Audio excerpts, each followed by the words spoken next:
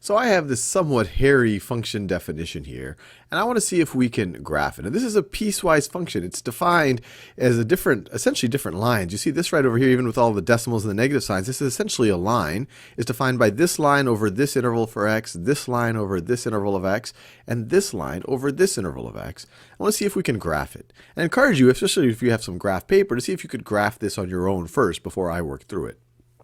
So let's think about this first interval. For when negative 10 is less than or equal to x, which is less than negative 2, then our function is defined by negative 0.125x plus 4.75. So this is going to be a line, a downward sloping line. And the easiest way I can think about graphing it is let's just plot the endpoints here and then draw the line. So when x is equal to 10, when x is equal to negative 10, so we would have negative 0, actually let me write it this way. Let me do it over here where I do so we're going to have negative 0.125 times negative 10 plus 4.75. That is going to be equal to, let's see, the negative times the negative is a positive, and then 10 times this is going to be 1.25 plus 4.75. That is going to be equal to 6. So we're going to have the point negative 10, comma 6. And that point, and it includes, so x is defined there. It's less than or equal to. And then we go all the way to negative 2. So when x is equal to negative 2, we have negative 0.125 times negative 2 plus 4.75 is equal to, see, negative times negative is positive.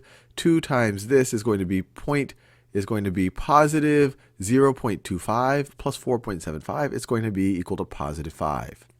Now, we might be tempted to just circle in this dot over here. But remember, this interval does not include negative 2. It's up to and including. It's up to negative 2, not including. So I'm going to put a little open circle there, and then I'm going to draw the line. And then I'm going to draw the line. I am going to draw my best attempt at the line. Now let's do the next interval. The next interval, and this one's a lot more straightforward. We start at x equals negative 2. When x equals negative 2, negative 2 plus 7 is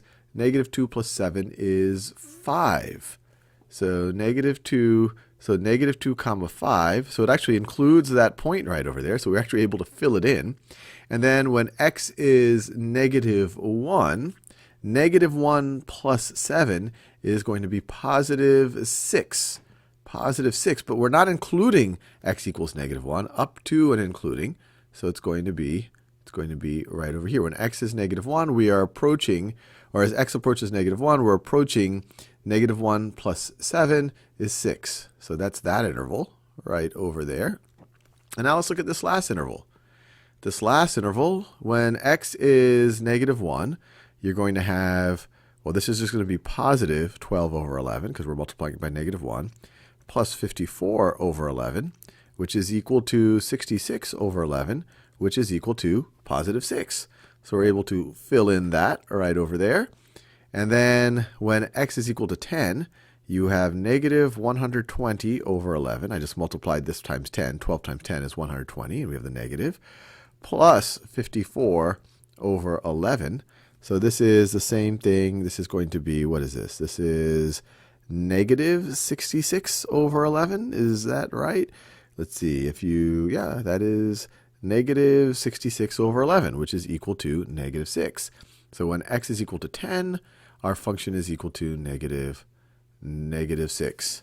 And so this one actually doesn't have any jumps in it. It could have, but we see. So there we have it. We have graphed this function that has been defined in a piecewise way.